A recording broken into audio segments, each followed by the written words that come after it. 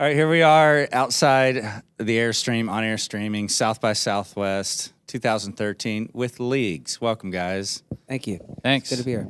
As I was learning more about you guys, one of the funniest things, the best things I've read all week was someone described you as Maroon 5 without all the douchery. And I thought that was just classic. You're pretty douchey. We can be douchey. Yeah. I think Yeah. anybody can be douchey. But yeah.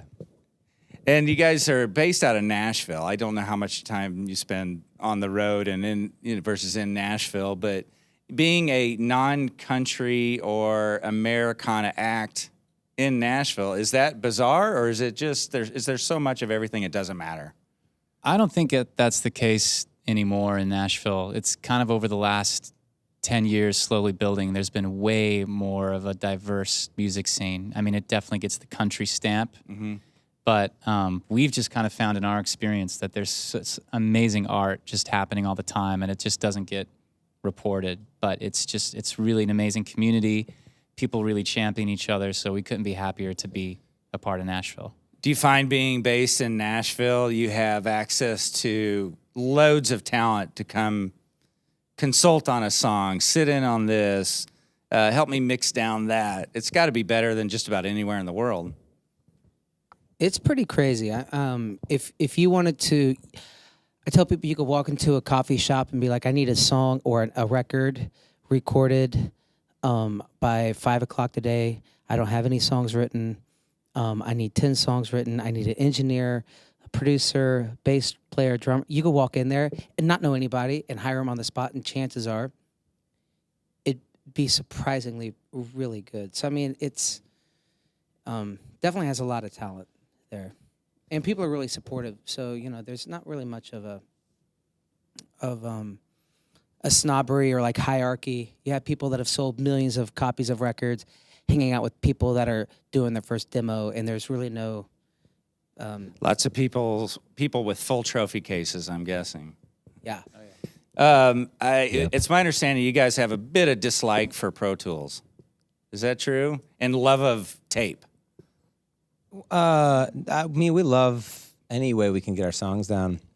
I think for us, we love the mentality of recording a tape, and try to show up at the studio ready to go and kind of dressed up, like ready to just lay down the songs. But, we recorded everything on this record to tape except for some of the overdubs and vocals because it's just easier to comp vocals in Pro Tools. It's easier to do that stuff. And then, we wanted to kind of use the good things about technology that made the drums sound great, made the bass sound great. And There's programming and stuff too. So the programming obviously was Pro Tools, but we had some pre-production going in, and then the mentality of tracking to tape where we capture the urgency. It's way more about capturing the urgency rather than that tape hiss, which we all love. I mean, you walk in the studio and you smell tape, and you just get excited. So, Is it hard to buy fresh tape? I just know from being in radio, I was always scrambling to find some clean tape. What's it like expensive. now? we know I'm a not guy. sure if it's hard to buy. We know a guy. We know a guy who knows You got a guy? Yeah. Oh, okay, you got a guy. And you guys in a lot of interviews talk about, and I couldn't get my brain around, so I want you to expound on it. You spend a lot of time thinking about the craft of a song. You've all talked about that. Can you tell everybody what you mean by that? Like, I'll let Thad expound upon this, but we have, people come up to us and say, hey, what's your favorite band? And all of us are kind of like, God, that's the hardest question or hardest record or anything. And all we can think of is songs that we love. And that's probably what unites this band is that there's all these songs that we love together.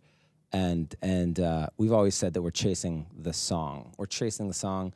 It's not necessarily about making an album that's, all the same songs or that even necessarily even fit, but just trying to really chase, when you're writing that song going, can we make this a little bit better? Like if we were just recording one song at a time and just try to take that mentality to it.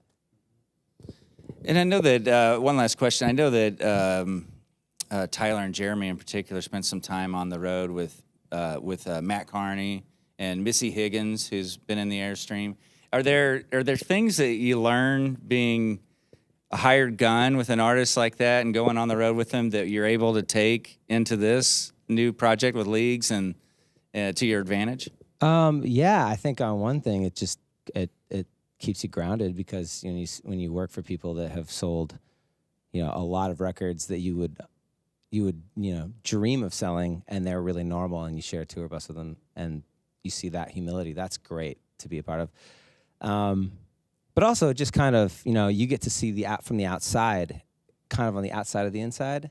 You get to see maybe some of the struggles of being insecure about a song and trying to, it's kind of just helps you process, I think, getting to see other artists go through that stuff and kind of learn from that.